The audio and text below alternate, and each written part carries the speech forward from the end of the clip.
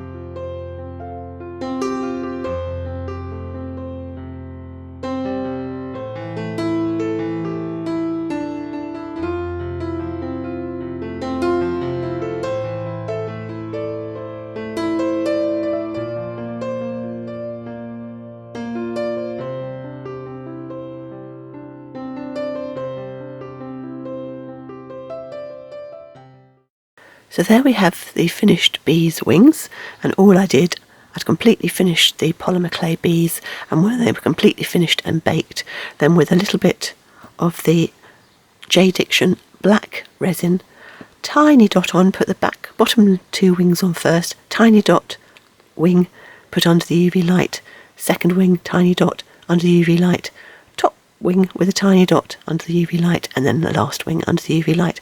And then I put the whole bee under the UV light for a good sort of 3 or 4 minutes just to make sure that they were nicely set. So there you go.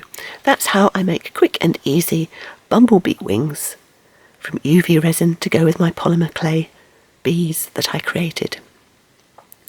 As you can imagine, there's loads of different possibilities for this, and it opens up lots of things you can do, fairies, other insects, all sorts of things, using either clear UV resin or any of the products that all the big companies have to colour the resins to give you that slight different look. I hope you enjoyed that video. As always, thank you so much for watching, and a special thank you to those of you who subscribe. I really do appreciate it. So I think a hot drink is needed for me to sore my throat, and hopefully when I see you next time I won't sound quite this bad. Keep having fun with your clay, and I'll see you soon. Bye for now.